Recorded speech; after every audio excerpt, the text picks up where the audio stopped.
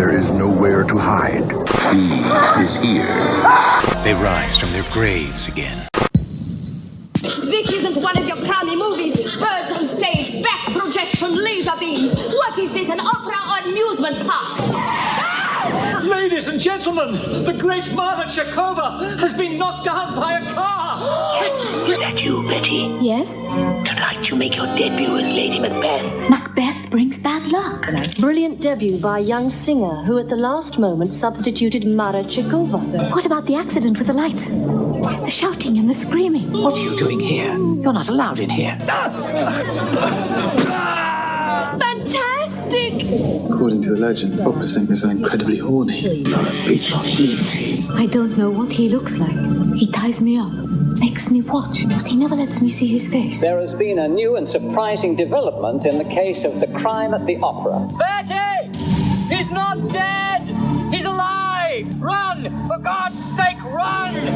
Run! Why should I trust you? You could be the maniac. Oh, damn it, I'll tell you my identification.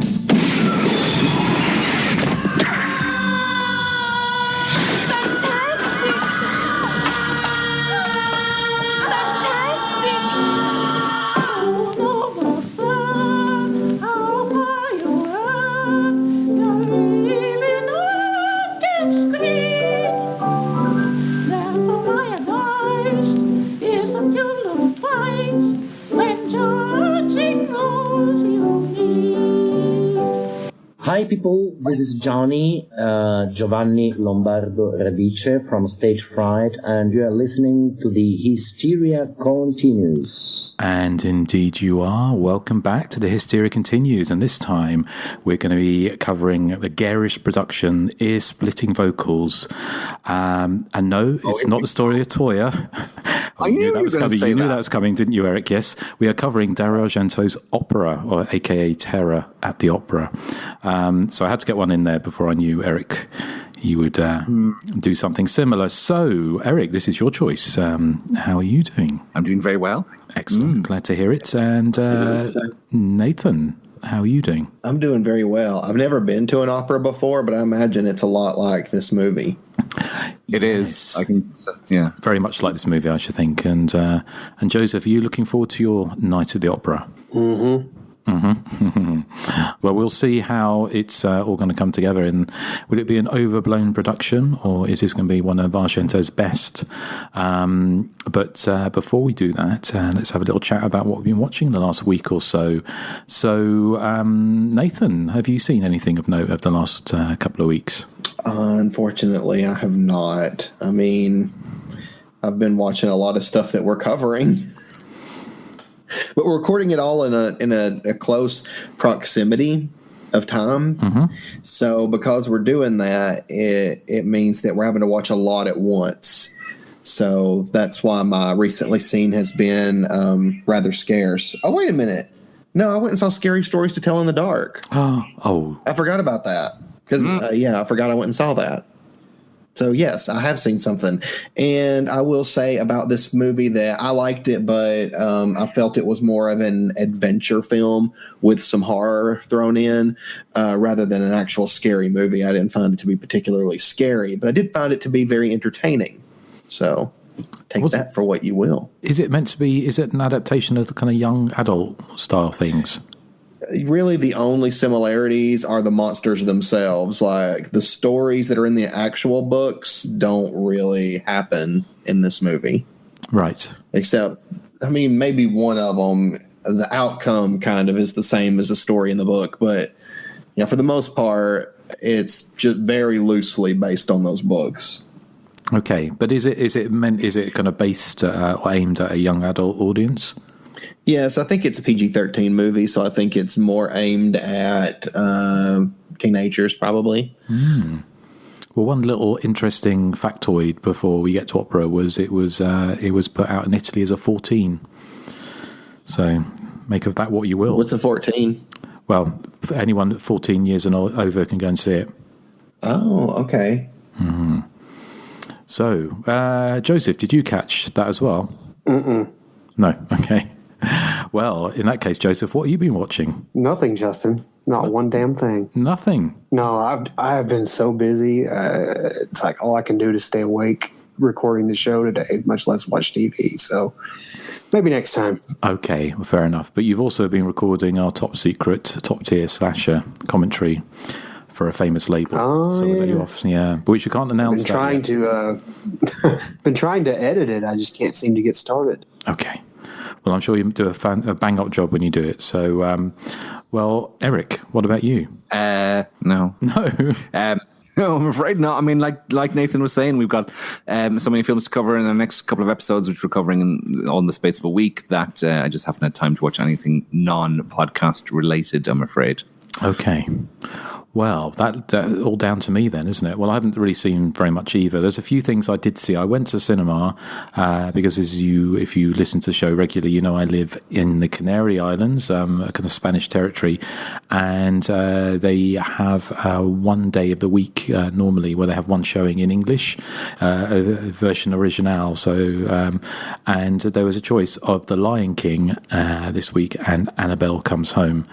Now, to be honest, neither of them particularly appealed to me, but in the end Hang on. Annabelle Comes Home has been getting good reviews. Ish. Well, we went to see it, and it's perfectly serviceable. It's just a case of diminishing returns, really. It's nothing new. It's got Vera Farmiga and Owen, what's his name? Patrick Owen? Is it Patrick Owen? Patrick Wilson? Patrick Wilson in it for the first 20 minutes and the last 10 minutes of the movie. And the rest of the movie is basically teenagers, excuse me, I've got something stuck in my throat, in their house, opening up their secret parlour with all the dodgy artefacts in and getting Annabelle out for a spin. So it's sort of 70 minutes of, sorry, I've got cats howling at each other, 70 minutes of teenagers in bell-bottoms running around from new franchisee starters, like there's a killer bride, a werewolf. So it's perfectly fine. It's a time waster of a movie. But it's pretty vapid, really. Nice attention to detail, well acted, well put together. A couple of creepy sequences here and there. It's not breaking any new ground, and I kind of guess by this point you wouldn't necessarily expect an Annabelle movie to be breaking any new ground. But I think unless the Conjuring franchise or Universal, whatever they're trying to paint it as, try something a little bit different, or slightly start thinking outside the box, it's going to be, I'm really not going to bother going forward with any more of them, I don't think. The word I'd heard from a number of people was that it was by far the best of the Annabelle films, and it was kind of more fun and more popcorny and a bit like it was very PG-13, but it was had a lot more going on in it than sort of because the first two Annabelle films, like a lot of those Conjuring ones, have they're scant in the scare department, really. Well, this is, I mean, I kind of guess maybe if you approached it depends how you approach it, really. I mean, let's face it, we talk a lot most of the time about 80s slasher movies where, the plot is non-existent. To be fair to the film, I mean, we watch a lot of, obviously, early 80s and 80s slasher movies where plot isn't the strongest point.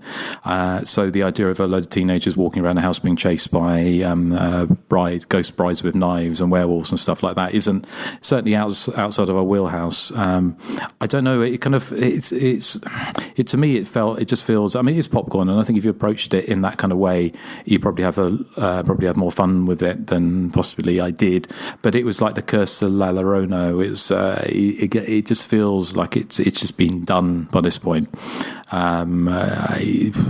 What felt quite fresh with the Insidious and the Conjuring movies and the Paranormal Activity movies just seems to me it just feels it's just a case of diminishing returns. But I'd be interested to hear what you guys think when you eventually get around to seeing it. And I saw The Curse of La Llorona and I thought it was passable enough. It was certainly more entertaining than I thought it was going to be. I thought it was going to be deathly dull, but I got more out of it than I thought I would. Okay. Well, fair enough. I want to see Curse of La Llorona, but I just haven't gotten to yet. I mean, it's very much more of the same, but I kind of approached it knowing that was going to be the fact, and I kind of, half enjoyed it. I think possibly because I paid to see it at the cinema. I think that it's very well put together. There's a couple of scary bits in it. They're quite effective bits, but what it felt like they were doing was setting up, they were almost doing an audience participation survey, and I bet they probably did some after and said, well, which film would you like to see a spin-off? Would you like to see The Werewolf, or would you like to see The Bride, the bride with the knife, the ghost of the bride with the knife? Which one would you like to see us make a spin-off movie from this? That's how it felt. It felt a bit cynical. Does The Bride look exactly the same as The Nun and La Llorona? Because they both look the same. Pretty similar, yeah. You got a bride with a veil who it's like a haunted dress, I think, that makes people violent when they wear it, which sounds very much like a film that I haven't seen, but some friends of mine saw in the UK called In Fabric. Have you heard about that? I have, yes. Yes. But it's also, isn't there a Tobe Hooper TV movie? Is it I'm Dangerous Tonight? That has a haunted dress? Yes. So, but yes. So anyway, I'd be interested to see what you think of that. So, a couple of other ones I caught up. We mentioned actually off air. I saw School Spirit, which was one of the Into the Dark or Into Darkness or whatever the Hulu Blumhouse collaboration with the feature length horror TV movies, and this one was the. We spoke about it on the past episode, I think, in some depth. But this is the one set at in the school when some teenagers are in detention and they get bumped off one by one by someone wearing the school mascot, which is this kind of buccaneer pirate kind of costume.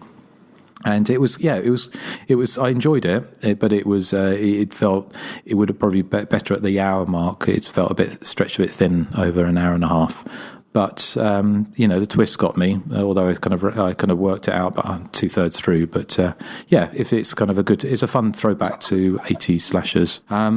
And the last thing I mentioned was a film called, which wasn't really a horror movie, it was kind of a horror thriller, was Night Hunter, aka Nomis, which I don't know what that stands for. I know it's a foreign title, but it's got, it reminded me of like the more ridiculous 80s slashers like Happy Birthday to Me and all those kind of sort of more ridiculous, twisty 80s slashers. Although it's not an 80s slasher movie, it's very much in the kind of the vein of something like Seven and those kind of dark procedural crime thrillers about Henry Cavill, who was Superman, I think, at one point, who's supposed to be down on his luck or just kind of slightly depressed policeman who looks like he spent every waking hour in the gym, looking dishevelled and chasing this serial killer. So it's got a very ridiculous twist, which is right out of something like The Initiation or something like that, which is it kind of pleased me. But very silly and very dumb. But if you're in the mood for something a bit daft, you probably could do worse than that. So is that one anyone's heard of? No. But I like daft. And silly. Okay, we'll search it out. When young understudy Betty takes the lead role in a new operatic production of Verdi's Macbeth, she soon attracts the attention of a knife-wielding psycho who forces her to watch with eyes pinned open as he brutally dispatches her friends and colleagues with sadistic delight. Can Betty free herself from this unending nightmare, or does a more terrifying fate await? Take your seats for Argento's Terror at the Opera, which of course is the US title of the film. We know it better probably as Opera. Often regarded as Argento's last truly great film. I would possibly agree with that. I think it's his last sort of really lavish looking production. Although maybe I'd have to watch Trauma again, because I know that was a fairly decently budgeted film he made in the early 90s in the States. I don't remember it being terribly good. Stendhal Syndrome then has that dodgy CGI, which really dates it. And then everything after that is kind of hit and miss, mainly miss, I would say. So I do think the wheels were beginning to come off the wagon for Argento with Phenomena, which was his previous film to this. But I do think Opera is a big step up from that, and I do really enjoy the film. What I love about it is, of course, his usual touches of the absurd and his stunning visuals, and things like the killer's motivation is quite silly in the movie, and there's so many set pieces that are just excuses for extreme camera work that swirls around this very lavish looking opera house, which gives it this real professional sheen, I think.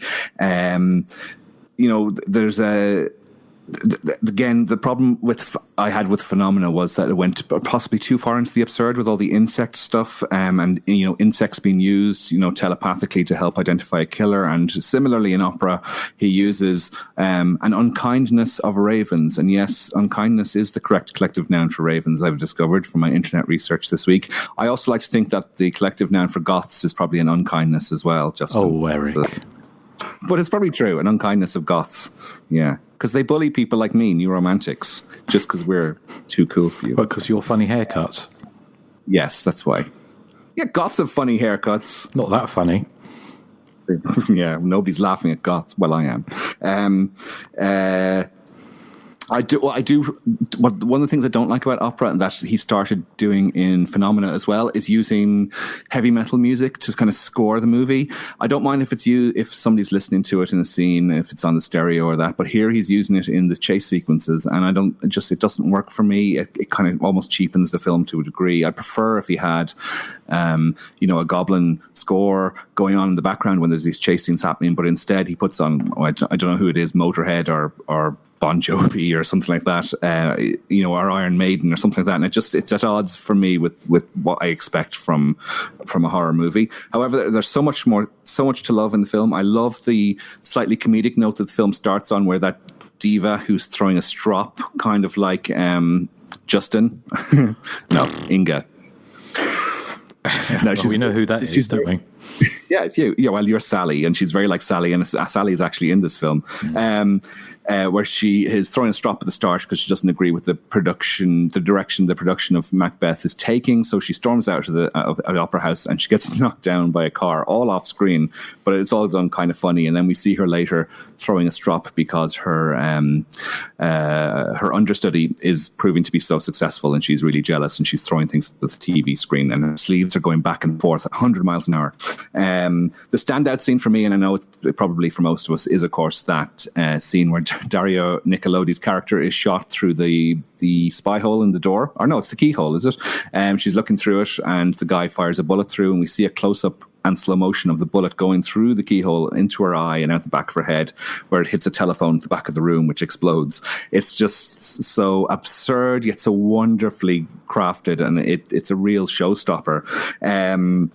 And then there's that coda, which many people understandably hate, but I kind of really like. It's in keeping with the I don't care if this doesn't make any sense type of nature of the script. We think, this is a spoiler alert, we think we got rid of the killer, but he has elaborately faked his own death, and our heroine has gone off to Switzerland in a scene that's very like sort of the opening of Phenomena, and the killer sort of shows up in a scene that kind of it's not quite as absurd as the end of Iced, but it's pushing in that general direction.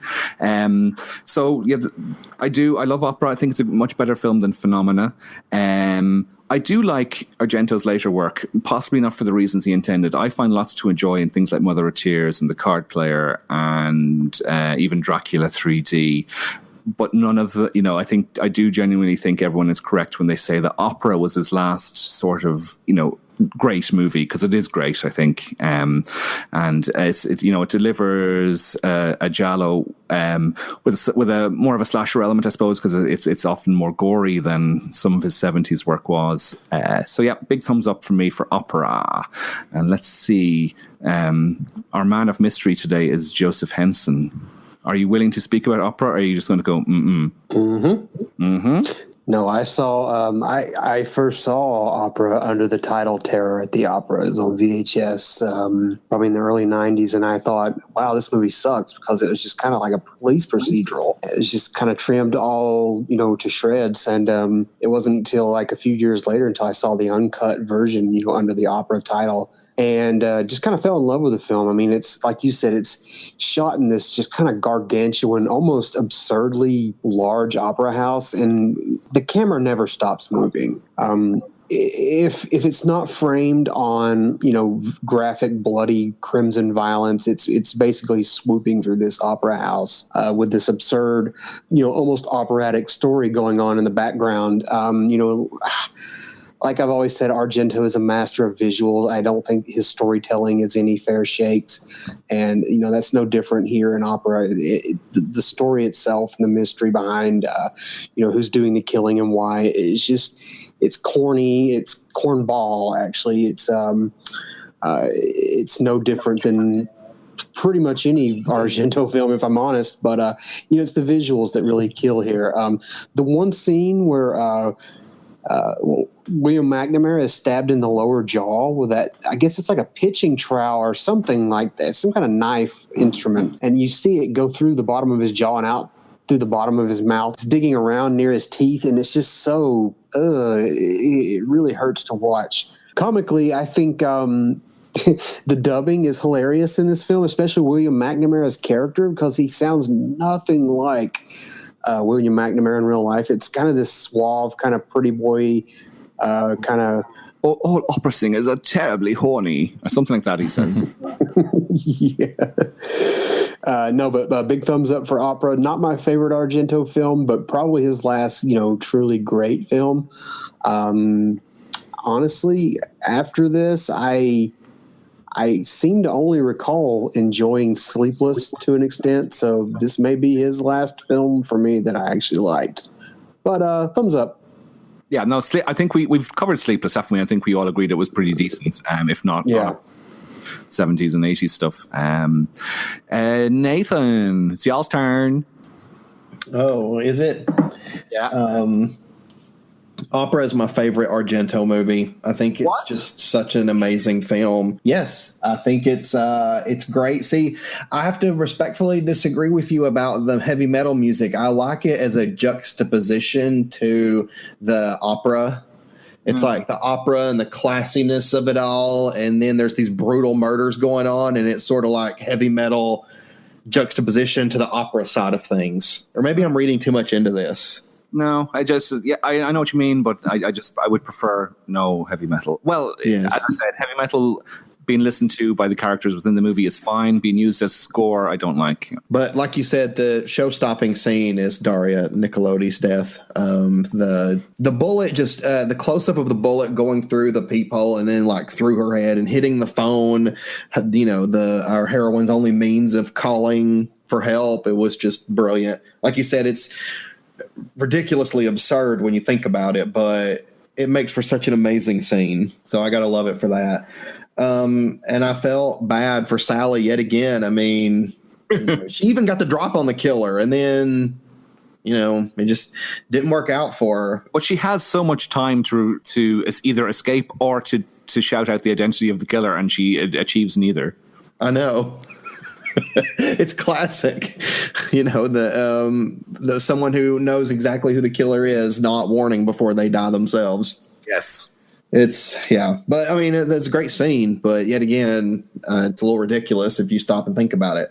Now, I don't think I would like this whole putting pins under my eyes and blinking onto them. If I was her, I'd just be like, if you have this undying love for me, could you not try to injure my eyelids, please? It's just, I don't know. That's just insanity to me. But I kind of like the end scene. I know a lot of people, like you said, wish the movie would end with the fire at the opera house, and I can understand that. But I just like that tacked on ending. It's so, again, absurd. And I love absurd in my movies. I mean, some of my favorite movies are absurd. Really? Not the movie Absurd. I mean, I do like absurd, but I meant like the term absurd. Y'all know what I'm talking about. Don't confuse me. But no, I mean, opera is amazing. I love it. It's just fantastic. I don't find there to be one boring scene in the whole film. 2 thumbs up. Yeah, one thing I forgot to mention about the pins under the eyes thing is that it doesn't look like... It looks like she could blink quite comfortably without impaling her eyelid on the pins. They don't look like they're attached close enough to cause any injury. They do in the close-up scenes, but like the far-away scenes, they don't look like they cause any injury. Yes. Justin, do you like Nice Trip to the Opera? Do you find opera incredibly horny? I'm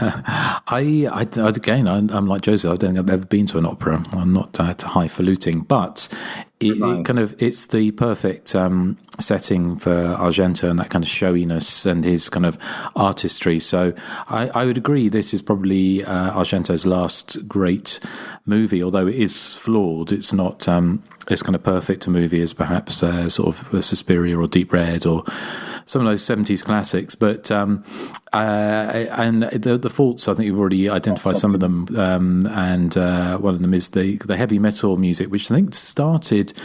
Did it start with Demons? I think maybe because Argento kind of produced that, didn't he, with Lamberto Bava, and that sort of brought in that whole heavy metal mix. And what was kind of weird, and when we've talked about some of Argento's older movies, that when he started with like Bird with Crystal Plumage and Four Flies on Grey Velvet and those films like Deep Red and Suspiria, certainly his earlier Animal trilogy, he was known for being making films for not the jet set, but certainly the kind of intelligent, sort of moviegoer. It's kind of almost like the smart set kind of films. He was kind of a trendy film director, so people would go and see his films in their sort of 20s, whereas it felt by the kind of mid-80s he was making movies for adolescents, which isn't necessarily a bad thing, but it felt like he was throwing this heavy metal stuff in to try and appeal to what he thought his audience had become. So I would have liked to have seen a film where you had the opera, and I can see, when Nathan was talking about this juxtaposition, because it's correct, it's this juxtaposition between opera and heavy metal, and of course both of them are very bombastic and not realistic in the kind of, if that even makes sense as a musical genre, but it would have been interesting to see a electronic or an orchestral score underscoring this film along with the opera. Because when you see a film like Suspiria, or you've got Goblin, and then Inferno, you've got who did I can't remember who did the music for Inferno. It was somebody famous, wasn't it? But Keith Emerson, I think, was it? Yes, that's right. But you had the scenes with the mother of one of the mothers with the cat on the pussy on her lap in that with the Verdi, and the scene in the apartment with the lightning and the opera music, which worked so well in that. So yeah, it would have been interesting to see that. Having said that, it's I've got an old DVD of this. I haven't upgraded to a Blu-ray yet, but it was under the title Terror at the Opera, and it had English version and Italian version. And I kind of watched them. I watched all of the English version, and I just had dipped into the Italian version to see how it would compare, because it has that it depends on your predilection, really. The kind of the boon or the curse of the Euro dubbing. It's something that makes the joys of films like Eyeball and 70s Jali, watching them dubbed into English, there's a joy in that kind of the bad dubbing. It kind of adds a certain je ne sais quoi to those movies, which I find trying to watch a modern thriller, it becomes more distracting. But with this, you have got that kind of strange Euro dubbing, that you've got like the final girl, for want of a better term. Her neighbour is this kind of Page Tree Stunner style Essex girl with the little girl. She's kind of like, what are you doing in my house? Like this kind of like something out of EastEnders. And then, so you've got these kind of strange dubbing, and you think it must be these people doing dubbing. They must have had sat down, had a few Campari and sodas, and just sort of thought, what kind of accent can we come out with today?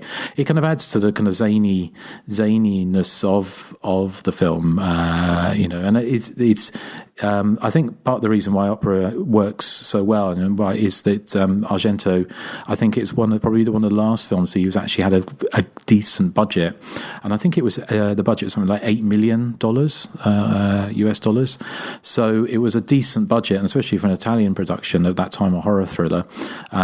So he was able to go full out with indulge all his ideas, and I think some of his later films, certainly in Mother of Tears, when you've got like the apocalypse being signalled by someone jumping off a bridge or dropping some litter, is all due to budgetary constraints. Whereas here he was able to fly free, as he did with the birds. The other thing that puts me off this is I find it difficult to believe that some of those animals, those birds, weren't harmed in some way in making this. It looks like they're pretty roughly handled. throughout. So I know Argento is a vegetarian and a pacifist, but then he's also the man that put a pin through a gecko or a lizard in Deep Red. So that makes me feel a little bit uneasy, but otherwise, I think it's a lot of fun. It's remarkably plotless in a lot of ways, in so much there really is very little plot to it. It's Alan Jones, who's a critic who wrote a book on Dario Argento, which myself and Eric I know have got, and we will be delving in some of the background he's got from his visits to the set and his thoughts on the movie. But he was saying how the film was virtually plotless, and really it was Argento linking virtuoso set pieces one to the other. Which isn't a bad thing. It does make you wonder why the killer, who I guess if you've not seen the movie as ever, if you listen to this podcast, you know that we will spoil the identity of the killer, because we have to talk about it. So if you haven't watched Opera yet, go and watch it and come back after you have. But the killer, spoiler alert, is Inspector Alan. What was his name? Alan Statisti, or I think it was something along those lines, which is Barno Santini, who was in Demons, who was the main hero in Demons, and he has the hots for the up and coming opera singer Betty Christina Marzalek, and he'd murdered her mother, as we find out later, and he's infatuated with her. And I was going to say why he didn't just woo her, because it wasn't exactly tough on the eye, or it was tough on his eye when the crow plucked it out and vomited it out and ate it again and vomited it out multiple times, which is one of the movie's great gross out moment. But yeah, no, it's a lot of fun. I mean, that ending is batshit crazy. The one in the Alps. It's unsurprisingly, it was cut out of the American Terror at the Opera with the original release. And again, reading in the Alan Jones review, he said when the film was released in Italy, it was a very big success. But apparently, when you've got Betty and she's down on the ground after seeing her boyfriend come producer, by that point butchered, and getting away from the killer, who's then arrested by the police after faking his own death and all this kind of thing. And then she gets down on the ground and starts talking to the flowers and rescues a lizard.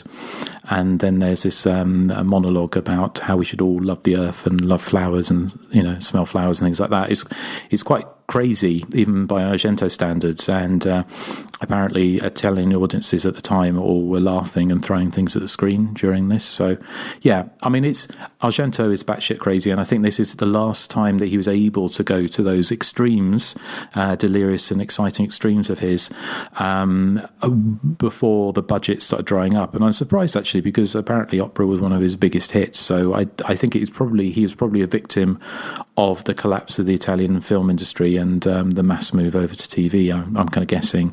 What was his film that followed this? Two Evil Eyes. So when he came to the States, didn't he? And then he did the one with Pippa Laurie, which was Trauma, that's right. So, which were kind of failures, really, weren't they, artistically and financially? I think. So yeah, it's balmy, brutal, baroque, over the top, and a lot of fun. So it's everything you want from an Argento movie, and I would love to have seen it on the big screen, because I think especially those scenes with the camera whirling like a dervish round and round, as again a batshit crazy idea that the crows see everything, so therefore if they release them into the opera, they know who the killer is, and the crows will find the killer, and they do, and say pluck his eye out. So it's a lot of fun. What else can I say about it? Well, what else is batshit crazy about that scene is the fact that rather than just releasing the ravens into the theater, they actually crash this big cage through the set, which destroys the set, almost kills their two lead actors, who have to, run out of the way before they unleash the ravens. Why don't they just unleash them, just open a door or something? It just seems a bit of a absurd way of releasing these ravens into the crowd. It was ravens. You're right. It was not crows, was it? I keep saying crows, but it was ravens, wasn't it? Yeah. But you were saying, like, I've got the Blu-ray from, who's released this? It is Cult. So it's a Region 2 Blu-ray disc. I can't see it has 40 minutes of behind the scenes footage. Cult Films, that's who's released it. It's got 40 minutes of behind the scenes footage, which shows you kind of. I mean, they're basically throwing the ravens at the killer at the end, where he gets his eyeball plucked out and he's firing his pistol sort of around the place. And you can see people off camera just basically throwing the ravens at him. So yeah, they weren't treated terribly well, unfortunately. But this was the mid '80s. I mean, we're talking over 30 years ago. So. Yes. Well, the other thing that kind of struck me was I don't know if you thought I love the bratty opera singer, the one that we'll talk about who was meant to be playing her when we get some background. But it sends Betty that gift, and it's like this massive Chanel No. 5 bottle, isn't it? But is it full of piss? Do you think? I don't know what it's meant to be. Yeah, is it piss? I think it's piss, isn't it? It looks like piss. Yeah. The other thing I suppose we mentioned is that a couple of you mentioned watching the US version, which is Terror at the Opera, which I believe is, well, I've got the DVD of this as well from Arrow from way back when, and it comes with the two versions. It has the 107-minute version, which I'm watching, and it also has the 91-minute cut called Terror at the Opera, which Orion released in the States. So that's missing, as you were saying, it was missing that. It still has the Alps scene, but cuts it just before she starts going a bit weird and crawling around on the ground, kind of like she's in a Bjork video or something. Yeah. What's confusing, because I've got Terror. Mine's Terror at the Opera as well, but it's an old UK release, but I think it has the uncut version. I don't remember it being any gorier. Other versions I've seen, and it has that full kind of batshit crazy back to nature scene at the end, like she's Maria. What is you can't face? What you can't face, Maria? Yes. Okay. Anything else anyone wants to say about opera? Nathan, Joseph? It's amazing. Yes. And it's your favorite Argento movie, even more than Deep Red and Suspiria? Yes. Wow. You must really like it. Yes. High praise indeed, right? I would say there's a scene in Deep Red where the guy gets his teeth bashed against a table, is it? Which always makes me wince. But there's a similar scene in Opera where a guy gets his head bashed against a coat hook, which always makes me, I can feel the pain, which often you can't in slasher movies, but in that moment I'm like, ooh, it makes me wince, that scene. Anything involving teeth, fingernails, that stuff is not good. I think it always reminds me of that scene in, I haven't seen it for a long, long time, but Last House on the Left, where they've got the chisel on the teeth. Oh, yes, I remember that. And it's not, so it's more the anticipation of the act than the actual act itself. Background? Nathan, do you have any background? Barbara Cupisti. Yes. Who played Signora Albertini.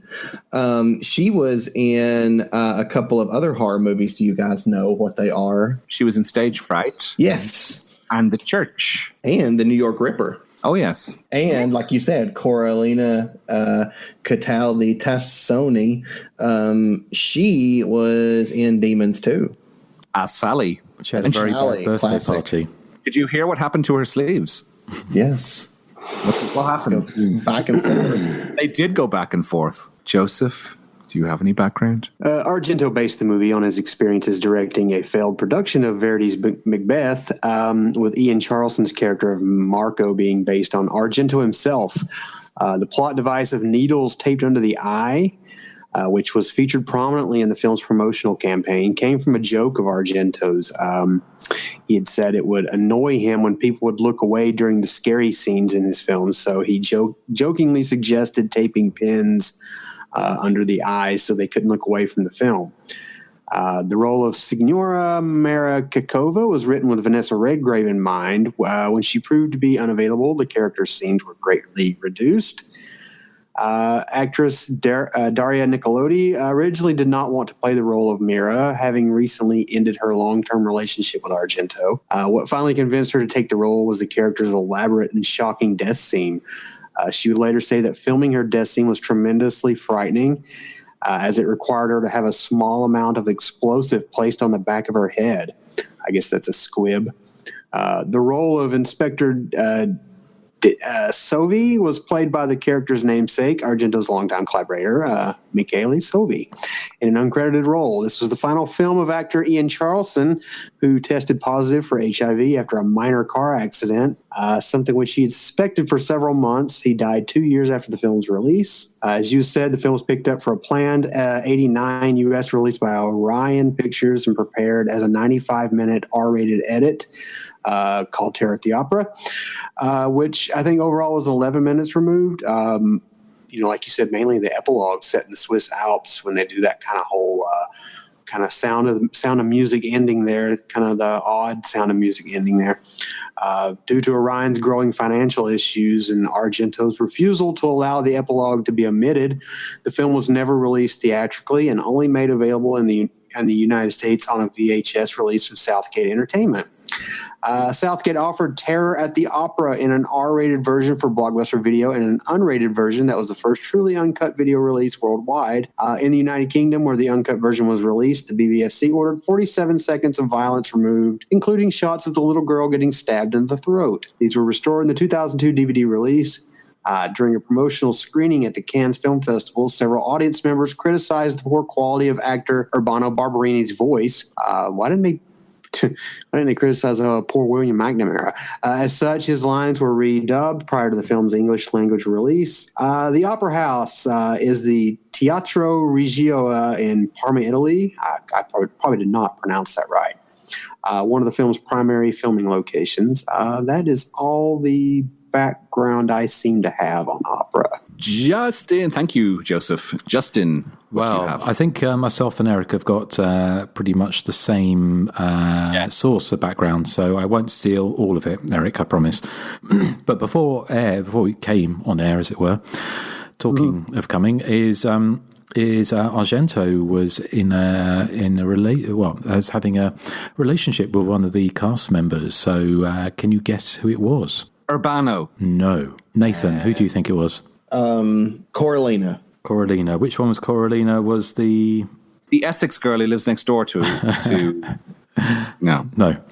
Joseph. Wasn't it Daria Nicolodi? I mean, she just said she ended her relationship with him. No, it was actually his main squeeze, and quite whether or not this is how she got the part, I don't know. It's not a very big part, but it's Antonella Vitali. It was Marianne who was the in the scenes with Ian Charleson in bed. Well, when they were actually in bed, she was dating Dario Argento at the time. So I was going to say, I'm glad you mentioned that because I was going to guess Stefania Stella next. Well, this film was Dario Argento's most expensive to date, and probably his most expensive of all time, because I can't imagine any of the budgets for anything that followed was any higher than $8 million. I think you'll find Mother of Tears had a budget of $172 million. $172, I think you mean. Oh, sorry. Yes. Oh, sorry, my mistake. So, they said when they were filming the movie that it was interesting actually, because when I hear there's quite a few, I know quite a few Italians. It's very multicultural. There's lots of different nationalities here, and so when I speak to Italian people they don't know who Mario Bava is, they don't know who Lamberto Bava is, they don't know who Lucio Fulci is, but they all know who Dario Argento is. I mean, these are just people, not horror fans, but just people. Everyone's heard of Dario Argento. So when the film when it was filming, there was a huge media interest and paparazzi, and there was TV chat shows were talking about it, and there was gossip about who was playing what and who the killer would be. So when they were outside filming it, everyone was shouting. As if you've ever been to Italy, it's a rambunctious country with lots of people shouting and lots of noise and mopeds beeping and all sorts of. It's a very vivacious country and very sort of noisy. So I know they used to do the practice in Italian films of not recording live sound. So partly because of this, because the Italian studios were so noisy that you had people hammering and shouting and sort of, generally it was just incredibly noisy. So they didn't actually film live sound. They post-dubbed everything. So I don't know if that was the same thing with this. I wouldn't be surprised if that was the case, but apparently they were out on the streets and people were shouting, "Ciao, Argento," and who's Mr. Killer Argento. So there was a big buzz around this movie. And so the film was scripted by Dario Argento with his Phenomena collaborator Franco Ferrini, and it was a closed set, so again to keep the kind of anticipation at fever pitch. And I read this, and again this is coming from Alan Jones, and Alan Jones, if you've not read his writings on Argento and you're a fan of Argento, this is well worth reading, because he's probably had unparalleled access to Argento over the years, and he's an interesting critic because he's unlike a lot of people who'd write books around directors who would fawn over them all the time. He doesn't pull his punches. In fact, he hated Phenomena, and he told Argento he hated it, and he has mixed feelings about Opera. He says it's a great film, but it's a flawed masterpiece. So he said he thinks Argento named the killer after him, because the killer's first name is Alan, and this Alan Jones, his first name. But he said that Argento was so worried about being ripped off that he placed an advert in Variety saying that the film was going to be his answer to films like Martin Scorsese's After Hours.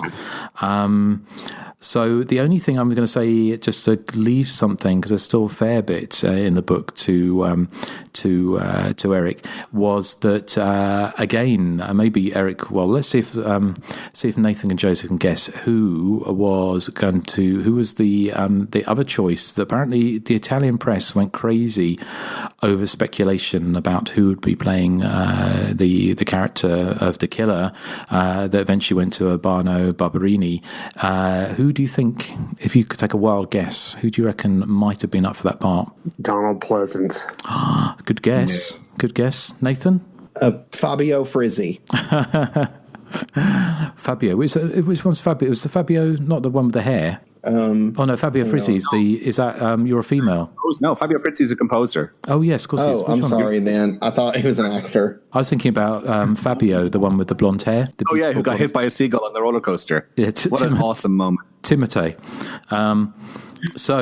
But Eric, who was that mystery man? That mystery man was somebody who was born and raised about 3 miles from where I currently live. His name is Mr. Bob Geldof. Yes, Mr. Live Aid himself was going to be the Mr. killer. Who? Oh, come on. Bob Geldof. I have no idea who Bob Geldof is. Have you heard about Live Aid? I know what Live Aid is. I just don't know who Bob Geldof is. He's a singer. He's a singer in the Boomtown Rats, and he was the organizer with Midure of Band Aid and then Live Aid. Yes. Still don't know who he is. He was in The Wall, the movie The Wall, I think. Pink Floyd's The Wall? Yep. Still don't know who he is. Okay. Well, you would never have guessed that then, would you? Never. No. Bob Geldof. Who? Mm-hmm. Wow, you got Bob Geldof. Wow, awesome. Yeah. Good old Bob. He's everywhere these days. Hey, he's a big name in Europe. So, well, Eric, why don't you take it away, and I'll mop up anything you miss. So filming began for this in May of 1987 and lasted for 15 weeks, apparently. Other cast members that were originally attached to the film were, they're lower down the food chain even than Bob Geldof. But Carl Zinni from Demons and Anya Peroni, who was in Inferno and Tenebrae, were supposed to be in the film. Ambient music pioneer Brian Eno contributes to the soundtrack, along with his brother Roger Eno. Claudio Simonetti and Bill Wyman are also there, along with a host of sort of arias from various operas, and of course that heavy metal music that I never sort of researched to see who are the performers on those tracks. Joseph mentioned that Vanessa Redgrave was originally cast as the role of the diva Mara Chekova. Apparently she was very close to being in the film, but she turned up in Rome demanding more money before a frame film was shot, and Argento refused to cave to her demands, and she buggered off back to England. And this probably explains why the character is now never seen on screen. Her character is represented only by a point of view camera shot, and then we hear her getting hit sort of by a car off screen, and we see a silhouette of her later in a wheelchair as she's recuperating. Christina Marsalek, whatever way it's pronounced, as our final girl. She was a model turned actress. Argento originally wanted Jennifer Connelly, who had been his lead in Phenomena, of course, but he decided against this because he didn't want to be drawing comparisons with Phenomena, and so he decided to try for Mia Sara, who had been in Legend and Ferris Bueller's Day Off, and she was kind of, I suppose, hot property at that time. But that didn't work out. But it was Giorgio Armani who recommended Christina Marsalek to Argento.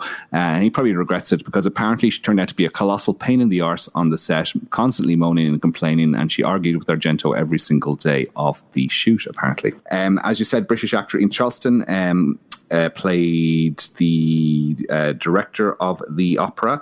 And he was famous. He'd been in Chariots of Fire and Gandhi. So he had been in like huge movies coming up to this. As you said, he sadly died of AIDS at the age of only 40 in January of 1990.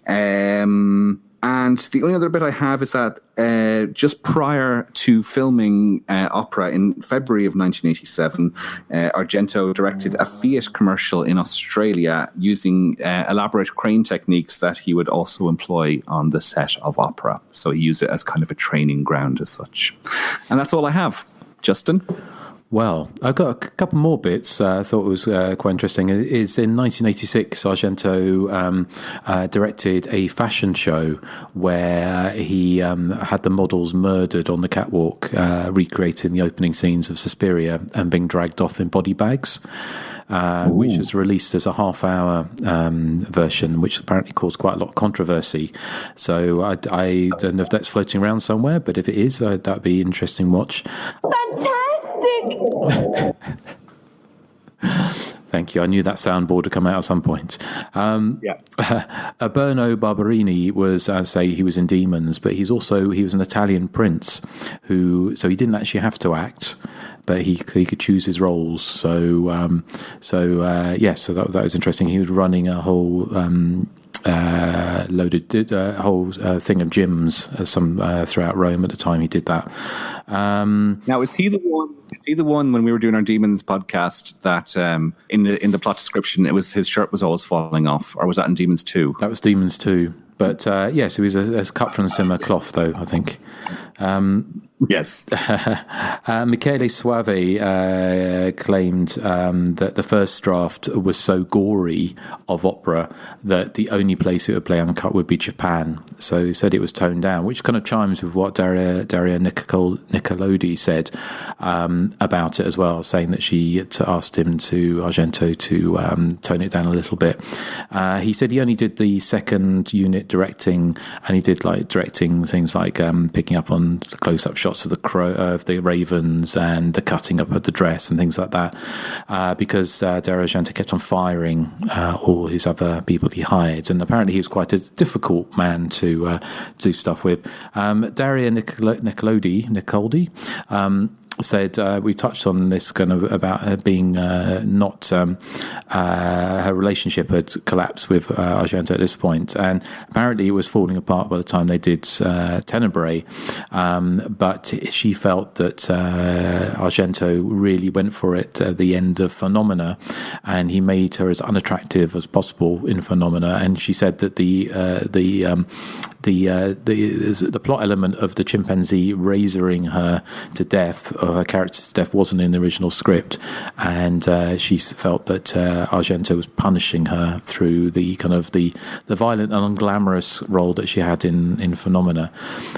So she came back to Opera because she said that she liked the script, but on conditions that she said she had nothing to lose, so told him in no uncertain terms what she thought was wrong with the script, and said it was too gory, and she basically gave suggestions, and they kind of saw eye to eye on the movie. So so that was a happy ending of some kind, even though she got the back of her head blown off. Although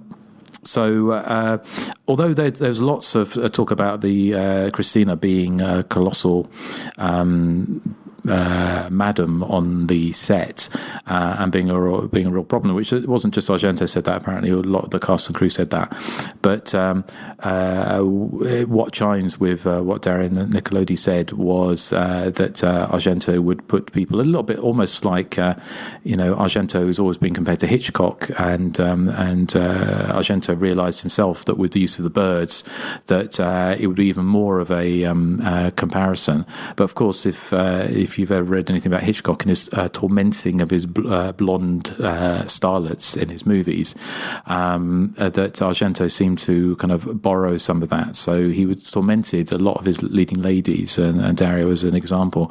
But apparently in the scene towards the end where the main girl is in the main character is in the burning room trying to retrieve the key, apparently she got multiple burns from this, and they created this set where all the flames could go out without causing a massive, huge sort of fire.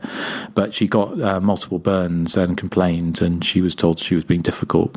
So maybe she did have a point. I don't know.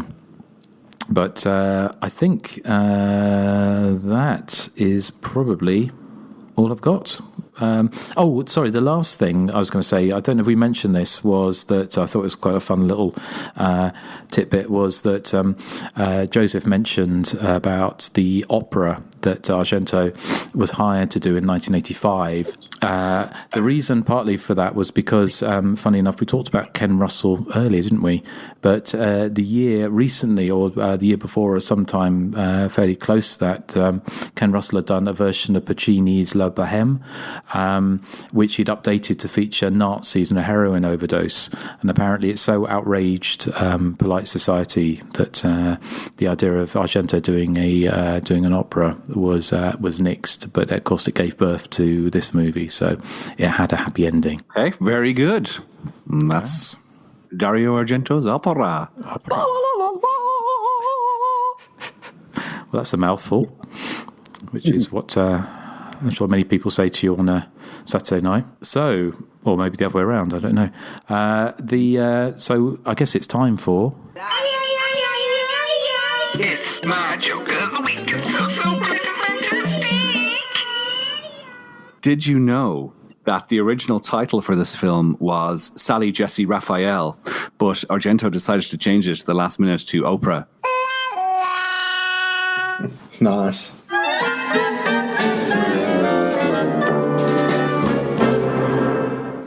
That's quite good, actually, I thought. Oh, did you like that one? That's good. Yes, I thought that was quite clever. Let's see what Opera Lady think. What do you think, Opera Lady, of my joke? Fantastic! Well, she liked it too, obviously. Yes, very good. And I'd just like to take this opportunity to say that we have I'm sure Joseph will do a wonderful job at editing this episode, but we've had a few sound issues. So if you've got this thus far, thank you. Yes. Like it's saying 1 hour, 10 minutes here for me on my GarageBand, but I imagine by the time it's edited down, it'll be about 40 minutes. 40 minutes, yes. So, well, background. Joseph, do you have some, not background, feedback on Opera? Do you have some to hand? Yes, this is on Facebook. Bob Geldof says, I was almost in this movie. Jay Bullington says, love it. David William Robinson says, adore this movie. Jorge London, I hope that's your name. For me, Opera is his last truly great movie. It has some amazing, memorable scenes. The cinematography and the score is awesome. Sadly, Opera marks the end of Dario Argento's era as a director whose name, until then, guaranteed quality. Amazing set pieces, excellent mood and atmosphere. Thomas Bryson Main says, I change my mind back and forth on this one. Sometimes I watch and find it a boring mess. Other times I love it. His mind is like Sally's sleeves. Yeah, it goes back and forth. Thomas Bryson Main. He's got a hyphenated name, so see, he does go back and forth. Mike Sanders says it's a better adaptation of the Phantom of the Opera than his own version of it years later, as well as his last good movie. AJ Anderson Yakukowicz. And AJ, I just want to say I've seen you commenting on every single platform with the same comment. You don't have to do that, AJ. If you want me to make fun of you, AJ, I will.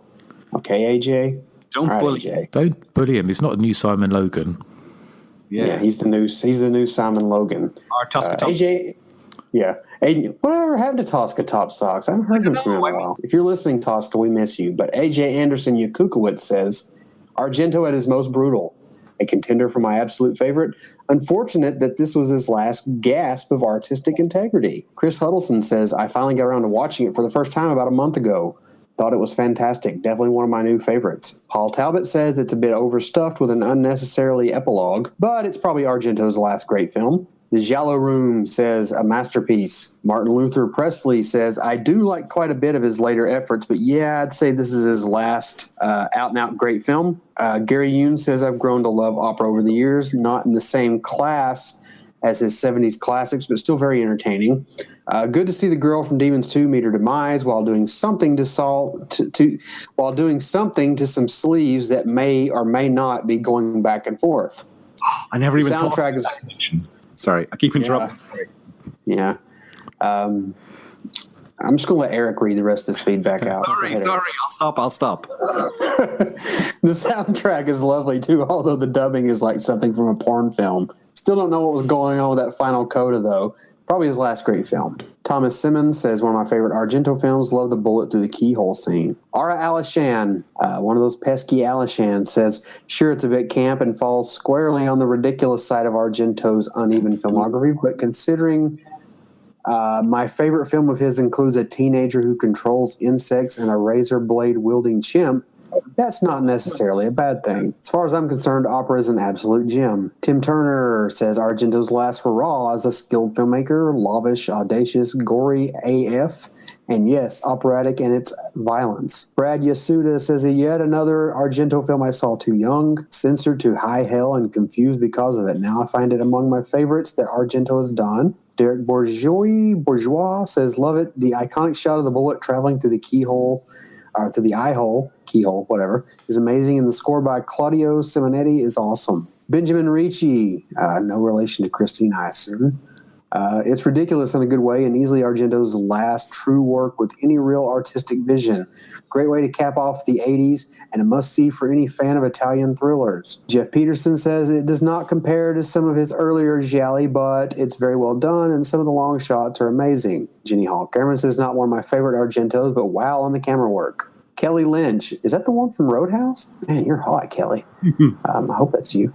It's Argento, not his best by far, but still Argento. I love it, and it's much better rendition than the 1989 film starring Robert Englund. Shane Lambert says, remember really enjoying it. The needle under the eyes would make most anyone squirm. Jay Bullington says it's one of my favorite Argento picks, but the ending is a little nutso. Mitch King says, love it. One of Argento's crowning achievements. Dan Vecchioni says, last great Argento flick.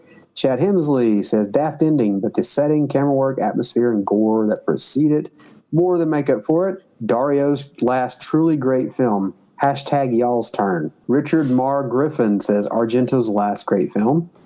I think this might be Argento's last great film. What do you guys think? I think, what does Alan Dale think? It's a last great film. Fair dinkum. Over on the forums, Christian Comer says, I cringe at the sight of those needles in the heroine's eyes, but still I love opera. It has one of my favorite reveal moments with the birds attacking the killer, speaking of eyes. How can that be? He says, I keep putting this one off, those needles. Instagram, the squint ones loves it. A Barrel 3, Argento's best film for me. Beak Person, that metal soundtrack, much like in Phenomena, almost tanks the film, sucks all the suspense from the scary sequences. Still cool, though. Incredible shots and some wild kills. A couple notches below Deep Red, Tenebrae, Bird with Crystal Plumage. Even Four Flies is more fun. Stuntman Mark says, love it. My second favorite Argento film after Suspiria. It seems to have undergone a reassessment lately and risen up the ranks as one of his best films. Is it perfect? No, of course not. But I just love its atmosphere, and that bullet through the peephole sequence is worth the price of admission alone. Marcellac's performance might well be my favorite out of all Argento's leads. Marcellac, I can never pronounce these names. Brian the Reckless says, to me it's perfect, except maybe the metal soundtrack, but I let that go and have fun with it. It's up there in the top with Suspiria, Deep Red, Tenebrae, and Phenomena for me. Eugene Weaver says the new Scorpion Blu-ray, while quite expensive, is a thing of beauty, especially when viewed in the Italian language. I've come around on this one. To me, it's the last truly great Argento movie. It doesn't reach the heights of Tenebrae, but it's a bloody good time for sure. Dave Felter says, in my top 3 favorite Argentos. Some People Ain't Me says, love it. A few flaws, but probably Argento's last great film. There we go. Stranger with Friction, not fiction, Friction says, love it. Biggest takeaway, I want to see Argento's complete Macbeth. The design looks fucking nuts. On Twitter, Simon Wright says, as many folks say, probably the end of Argento's run. It's a slight step down from Phenomena, but I still love it. The ending used to feel a bit tacked on, and maybe it is, but I dig it now. By the way, I think the film plays better with the Italian language track. And the movie Waffler says he loves it. And that's all the feedback I have. Fantastic. Well, thank you everyone who wrote in. I did like the fact that you said, let me see if I can do this without a robot voice, and you made 1 second and then started sounding like the robot in Buck Rogers. But it only lasted for a second. So it's one of those episodes, folks. Shit. Fuck. Apparently, I forgot this one. Bob Geldof was apparently in the movie. He wrote in. Yeah. There we go. Yeah. Well, there you go. Well, thank you for everyone who has made it thus far into the delirium of Argento and delirium of the Hysteria Continues.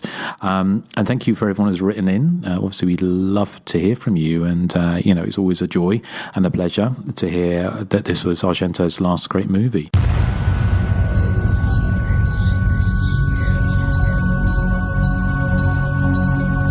Bad movies. The world is full of them. From low-budget crap fests to downright unwatchable. And only 2 men are willing to watch them all. So climb in and take your seat. This is Short Bus Cinema.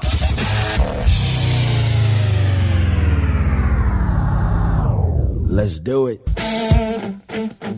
Hey everyone, this is Johnny Krug from Kruger Nation. And this is Rick Morgan from the Helming Power Hour. We have decided to team up and take you where no one has gone before.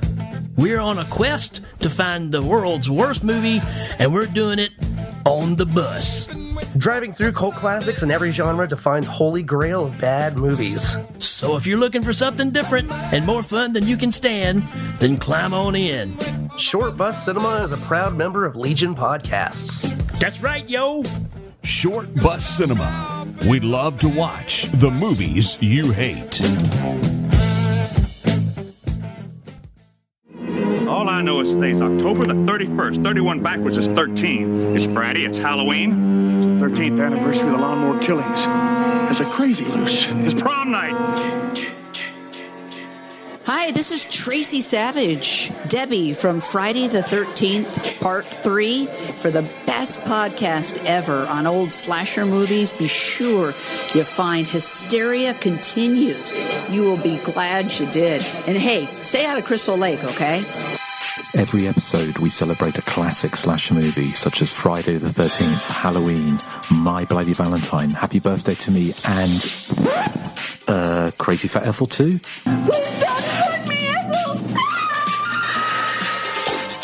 The Hysteria Continues, bringing Slash with panache since 2011. Listen on Apple Podcasts, Stitcher, and all good podcatchers. So, yes, and we have lots of exciting things planned for Patreon. I think this month coming up, we have The Deadly Spawn, don't we? Which is Nathan's pick, and also top 3 horror sci-fi movies. So that's going to be an interesting one to do. Yes. So, yes. I have a bit of feedback to read out. Oh, okay. I have something here from the Hobgoblin. Yes, he says, hello, gentlemen. I had reported a while back that I was surprised to find that a modern audience responded quite well to the original Halloween, 1978, when I saw it on a triple bill with H2O and Halloween 2018. And I'm happy to say I've discovered another film that benefited from the same result. I sat down with family, about 10 of us in total, to watch Friday the 13th, the final chapter. None of them were particularly horror fans, and I was certain my movie choice would appeal only to myself. However, the further the movie progressed, progressed, the more into it they became. They got a particular kick out of Jimbo and Teddy, and their excitement was palpable. My grandfather, of all people, usually quieter and reserved, cheered audibly when Trish planted the hammer into Jason's neck. It was delightful to see them engaging with it. So I'll pass it to you. Have any of you shared a movie you love with friends or family to surprisingly positive results?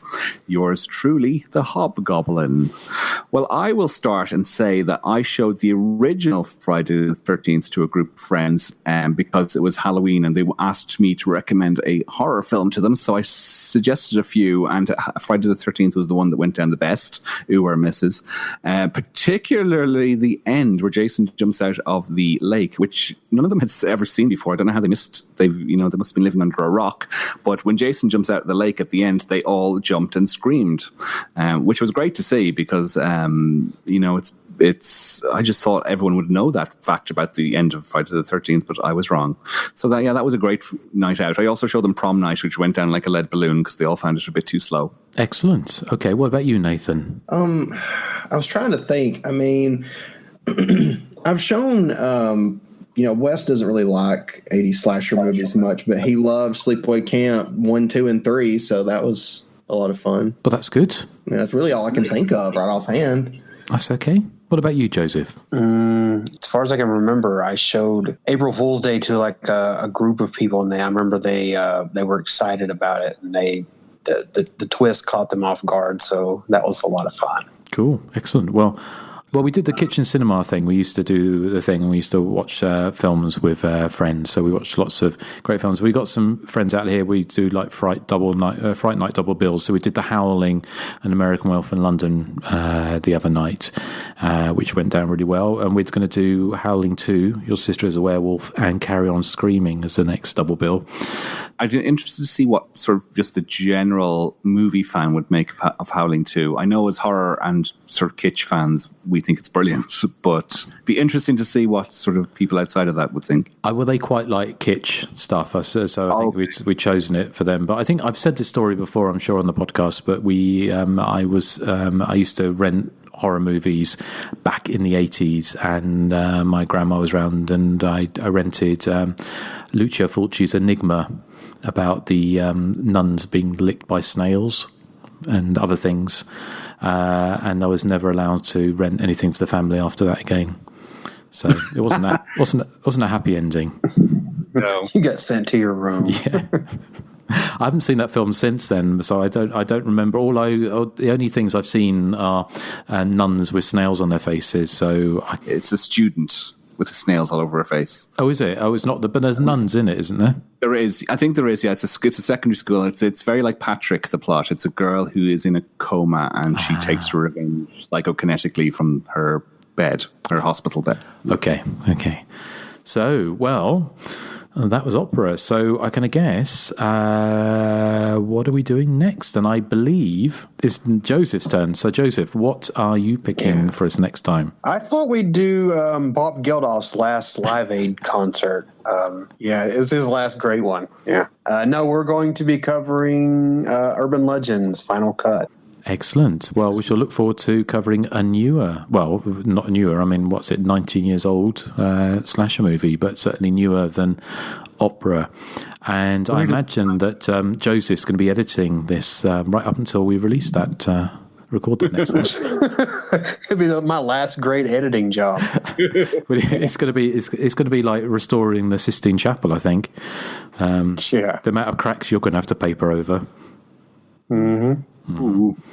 So we shall look at see how that dovetailed back there. Yes, well, hopefully this is legible, and if not, then put it down to say it's another one of our classics. And if you remember what that is, then you are a true fan of The Hysteria Continues. So is there anything else we'd like to say? What are we playing out with? We're playing out with some more. We heard her at the top of the show. Her name is Susie. Oh, no. Eric. Yeah, well, I'm getting you back for what you said earlier. It's Florence Foster Jenkins, who, of course, is world-renowned for being this very wealthy woman who thought she could be an opera singer but really didn't have the voice for it, but still managed to get some recordings out. And, of course, there was a film about 2 years ago, I think, with Meryl Streep playing her, a biopic. So I've chosen some Florence Foster Jenkins singing an aria from Die Zauberflöte. Beautiful. So, well, thank you for ending on a Susie joke, and I think it's a nice